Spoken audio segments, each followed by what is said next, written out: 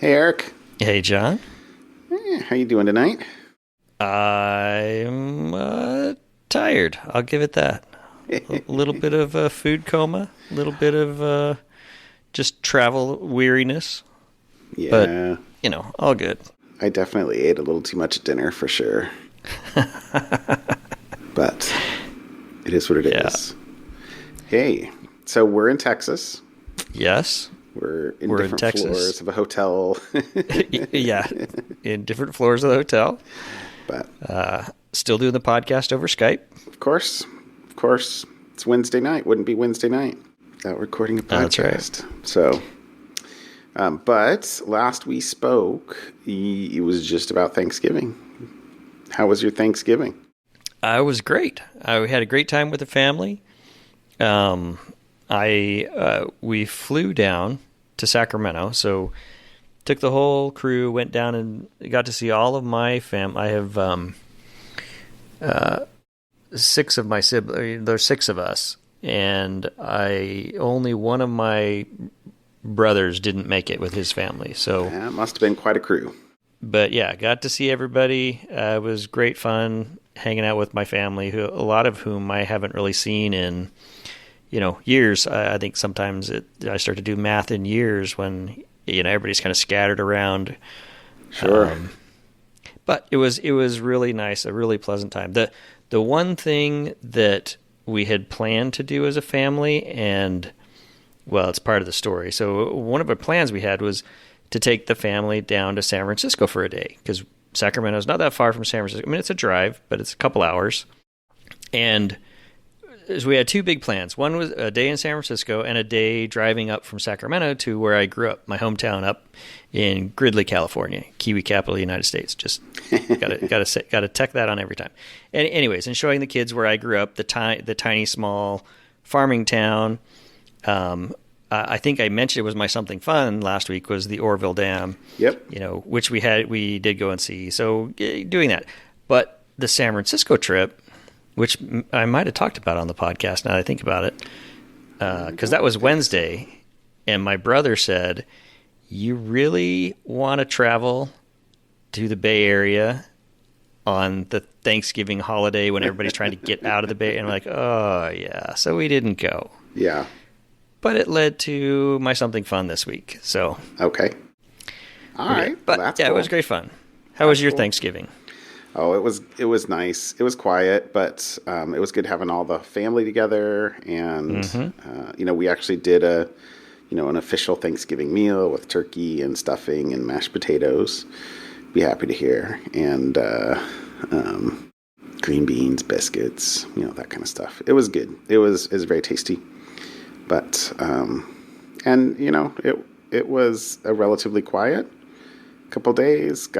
The weather was beautiful, so I spent a bunch of time outside. Worked out in the shop, kind of cleaned up stuff a bit. Nice. Minor, I'm going to try again to see if I can save dahlia bulbs. I have failed in the past, but I dug them up and took care of them and wrapped them all up nice and cozy and put them under, in the greenhouse underneath the lamp that should keep them from freezing. And, we'll see. I'll go in there in 2 or 3 or 4 months or whenever it comes time, and they'll all be rotten or something. I don't know. We'll see.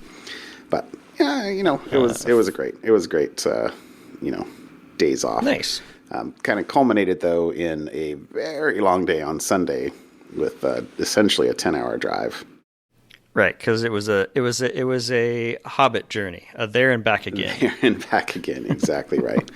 Yeah, so, but I warned my son, I'm like, when I wake up in the morning, I'm just going to try and roll you into the car and you can go back to sleep, but get on the road early because I don't know what the traffic's going to be like. Around Portland. And so I think we were officially on the road by 6:30. But I woke up a little bit before 6, and it took a little bit more work than back when the kids were young. You could just kind of pick them up out of their bed and carry them out to the car, and it's hard to do that with a 18, 19-year-old. So Need a wheelbarrow. But it was really good. We drove down. He drove part of the way, just to kind of give me a break from having to drive the whole way there and back again. Right. But had a nice lunch down there. Kind of got him out, and then drove home. Nice. Just so I could kind of, go to sleep and then catch a plane to Texas. Yeah, get bright and early the next morning, head to Texas. Yeah. Yep. But Monday night we had Texas barbecue, which was fantastic. It was really tasty. Hutchins, I am a fan. So, on that note, I know absolutely 100% that my brisket that I make is not going to compete with actual Texas brisket. For sure. But I was like, mine wasn't bad. I mean, if this is like top tier professional primo stuff, mine was not this good, but it wasn't that bad. So I was feeling a little bit better about my my brisket I made the other day. Yeah, that's awesome. I must say that I think one of the other people at the table lent me I didn't give it back, a St. Louis ribs. Yeah, the spare ribs. And oh wow, that was really good. I'm gonna have to swap that out for the pulled pork. The pulled pork was good, but I gotta say the spare ribs were better. The ribs were better. So yeah. But as is seemingly normal when I come to Texas, after that I'm like, and I know it's technically 8:00 my time. I'm going to bed. Yeah. The meat coma kicks in, and you're like, I'm out. And I'm out. So, yeah. But that was good. It's good. It's kind of chilly here, but yeah. Hey. And it's supposed to rain tomorrow. So, what is this, Oregon? I know. We brought it with us. Heaven forfend. All right, but let's crank along tonight, and let's get this show on the road. What about a topic? All right, so a topic I picked here, but then I decided kind of against it after picking it, was a very, very long article on adversarial attacks on large language models, which I thought was very interesting conceptually, but it's a very dense paper with, once you start getting into mathematical symbols and having to read math, I'm like, all right, maybe that's not something I want to do. So I'm not going to say a whole lot about it, but I think I'll add the link. Just if that is something interesting to you, go check out this link. It's Adversarial Attack on LLMs. All right. Wow, that definitely looks like a meaty article that I need to spend some time to actually digest. Yeah. Okay, I love the find. Yeah. So, but the one that I'll talk about probably a little bit more. So the article that I found also this week is a kind of, it's more partially marketing material, but it's got, I think, a lot of good data. It's by a company called Snick. We've talked about them before. They have basically a report on AI code security, right? So everybody's getting, GitHub Copilot or using ChatGPT to write them programs. You see all these blog posts or YouTube videos on, I used ChatGPT to create a game. I submitted it to the App Store and it made me, $1,000 kind of things, which are kind of hokey, but totally. Anyway, so this was kind of more focused on security engineering. And they surveyed 537 software engineers and security team members and their leaders, and found that 96% of these teams were actually using some sort of AI coding tools and basically making it part of the software supply chain. Higher than I would have expected. I know. But then despite the high levels of adoption, these coding tools, AI coding tools, consistently generate insecure code. So we've talked about AI generating wrong code. Right. This is the one click deeper to actually generating insecure code. So not just wrong or invalid or non-compilable.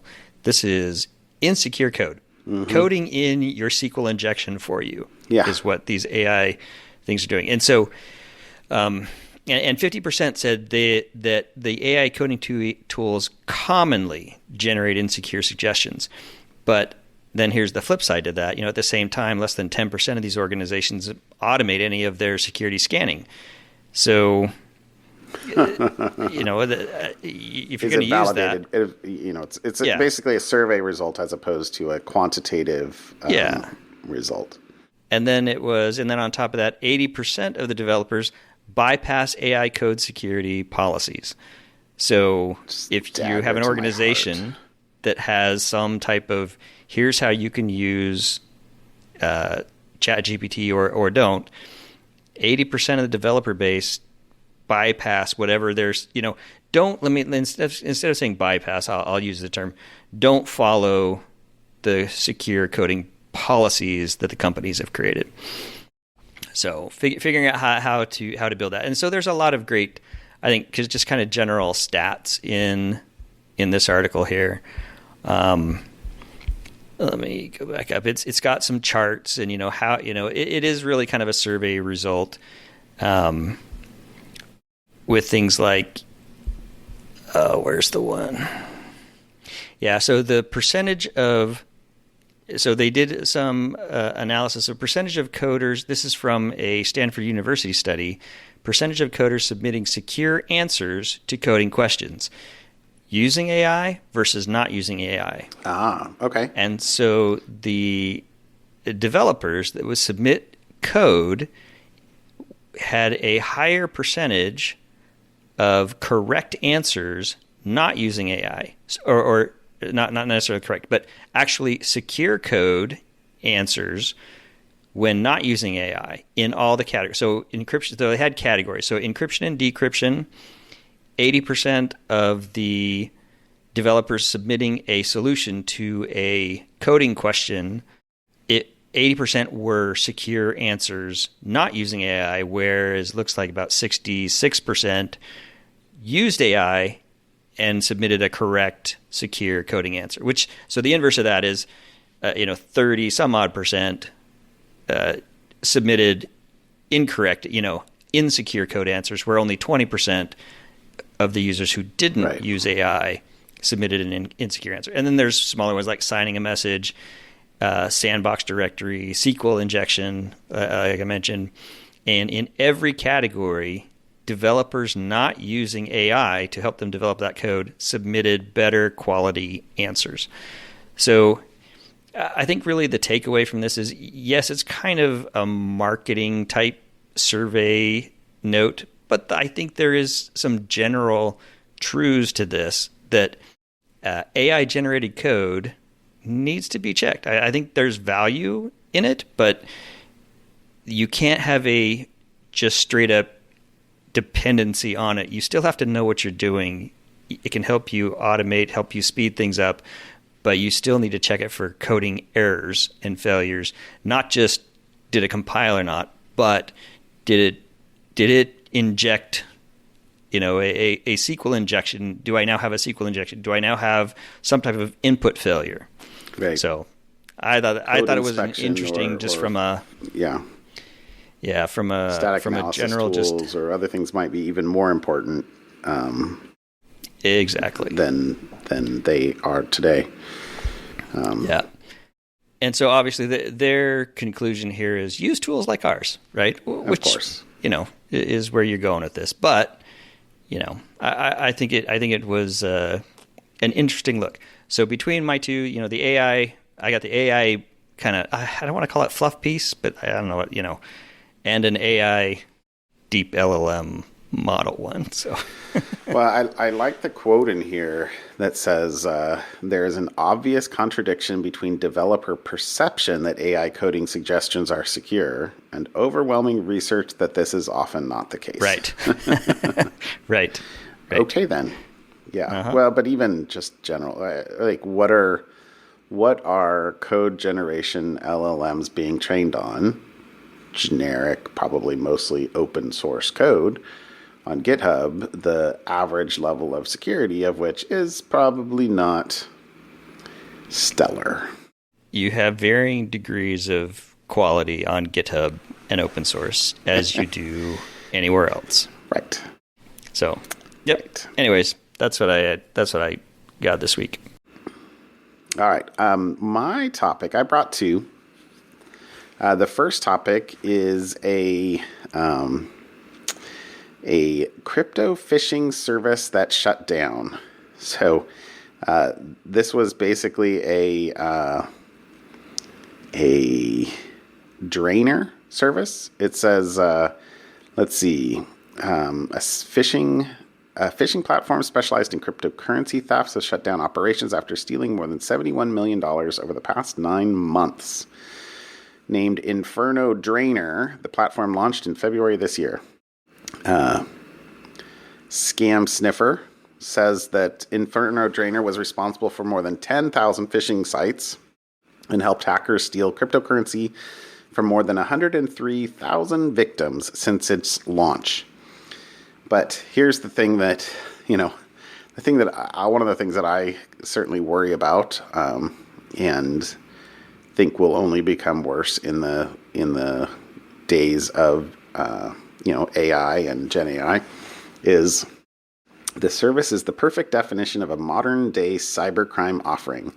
It was offered, advertised, and managed solely through Telegram. It provided a dumbed down point and click interface for low skilled threat actors and pulled the plug on its operations as soon as it had a few big hacks in August and November of this year.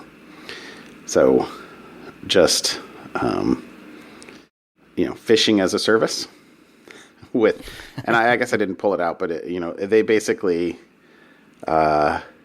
they automated the collection and draining of the wallets for anybody who entered creds on the phishing sites, and then took a 20% cut of the funds drained. So the other thing about this, and this wasn't a super long article, or actually it was a snippet in the Risky Biz News letter. It said that although they claim they're shutting down, which I'm sure they will, but there's an extremely high chance another wallet draining service will pop out of the blue in the coming weeks. Of course. Because rebranding and name... Now, they're of course, this is not a snark-free newsletter, let's say. It says rebranding and name changes are more common tactics in underground cybercrime than they are with Microsoft Cloud and security products. So, little dig Zing. there. But, anyway, that caught my eye. But the other one that I think might have been linked in the same newsletter, I should probably check, but the link that I'll put in the notes here is to a noyb.eu, which, and I don't know how to, I'm assuming it's pronounced Noib, but I don't really keep track of Facebook that much, or excuse me, Meta, but it says... Today, Noib filed a complaint against Meta with the Austrian Data Protection Authority.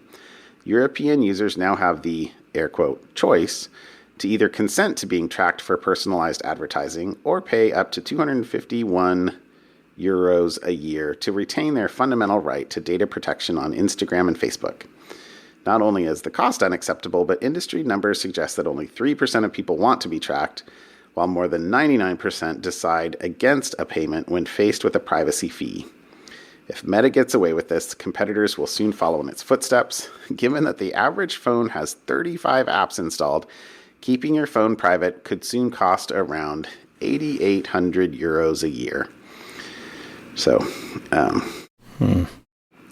I did not realize that Facebook had instituted a sure you can pay to not play, or pay to not be tracked, but the I don't know, it seems really critical to them that they not destroy their business model, let's say. But the furtherance of this, and I guess I didn't realize that one of the judgments against Meta was based on a Noib complaint from 2018, but it says, this is another attempt to circumvent EU privacy laws. The European Court of Justice ruled in July that Meta's handling of user data for personalized ads was illegal. But not only that, in January, the European Data Protection Board fined Meta $390 million for this violation and ordered the company to obtain users' consent based on a NOIB complaint from 2018. In its next attempt to undermine EU law, Meta now wants to charge people for choosing a privacy-friendly setting. Since the beginning of November, Instagram and Facebook users have had to choose between paying up to €251 a year or having their personal data surveilled or for targeted advertising. Let's see. The last thing I kind of pulled out of this was,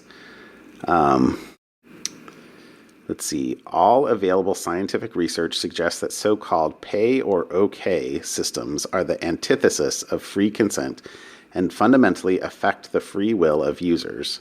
For example, the CEO of the pay or okay provider Content Pass stated that 99.9% of visitors agree to tracking when faced with a $1.99 or €1.99 fee. At the same time, objective surveys suggest that only 3 to 10% of users want their personal data to be used for targeted advertising. So, I don't know. It's going to be. I'm cheering on the NOIB here. Yep. So score 1 maybe for privacy, but we'll have to see. I wonder if this will be if the ruling this past summer was based on a 2018 complaint, will it be 2028 before this has right some kind of resolution? In which case, there's another however many billions and billions of dollars harvested, and we continue down the path of massive tracking. I don't know. I'm very curious to see how this plays out. We shall see. Yep.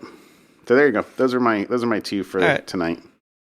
All right. So my something fun this week, as I was down in California, Sacramento area, and had a day that we didn't go to San Francisco to do.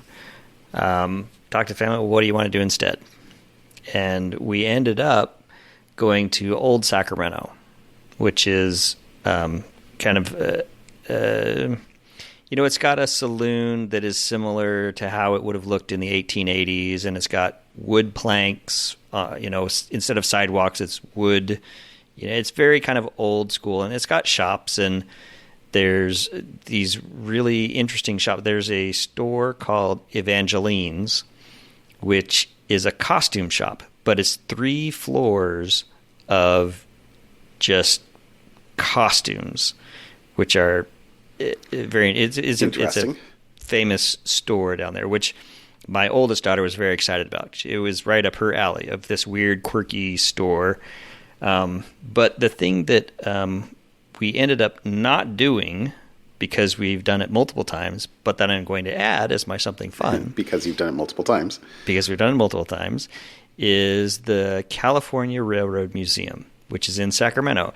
And this museum is kind of like a Smithsonian-style museum because it has a bunch of trains, like full-size locomotives, inside the museum.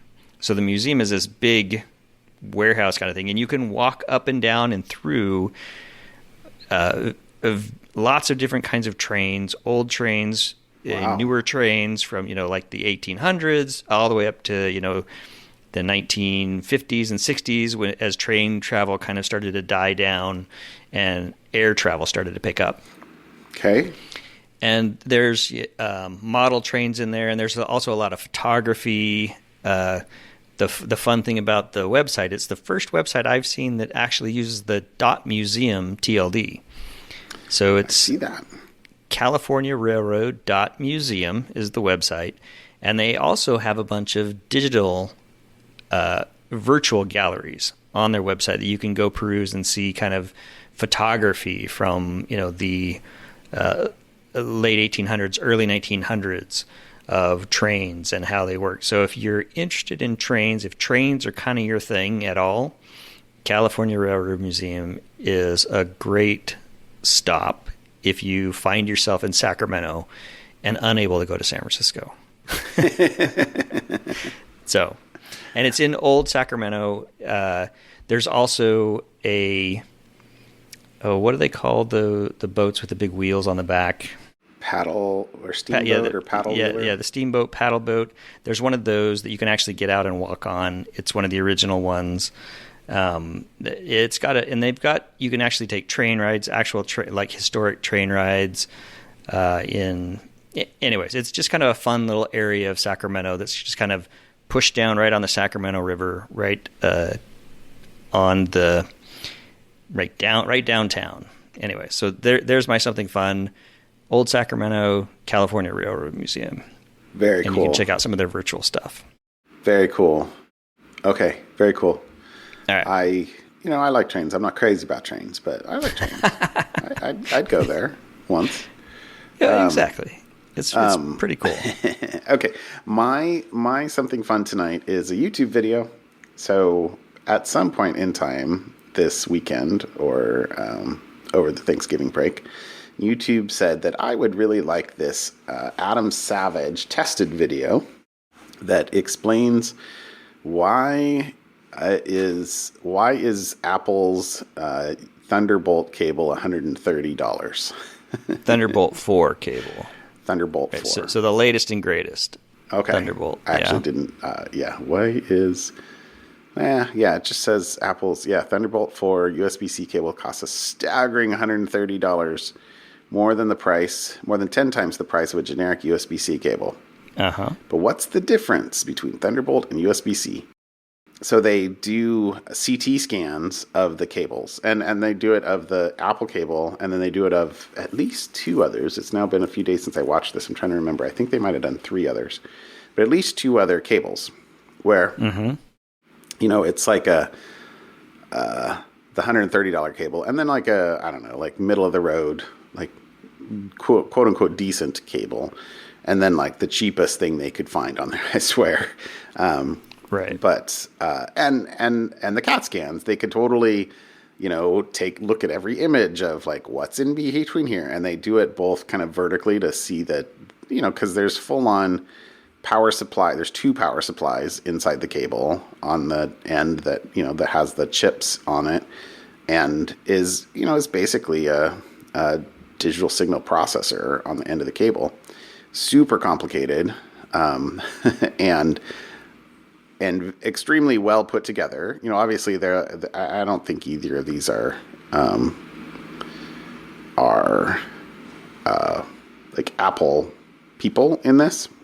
I think I don't know. Actually. No, they weren't. Sorry, I started watching it. I got 5 minutes into it before we started recording. Okay. Well, but the funny thing on the other side is, so they're like, hey, check out the cheapest possible cable that we could find.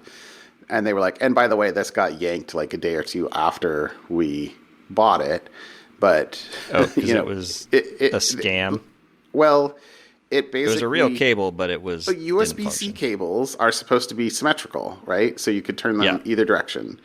But this cable was one in which like the wires only connected to half of the pins.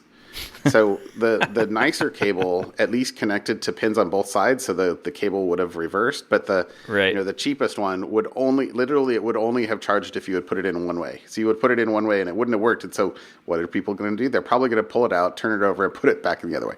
And what do most people want a USB-C cable for? It's mostly just to charge something. Yeah. And so it might have charged a phone okay. It might have done something like that. Yeah. But, very different from, the Thunderbolt cable.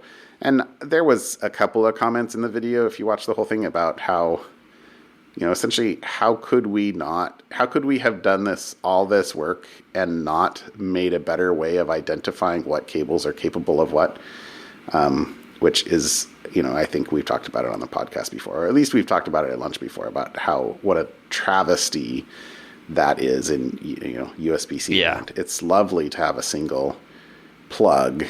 It's awful to have unidentifiable cables that are each capable of different things. So, yeah.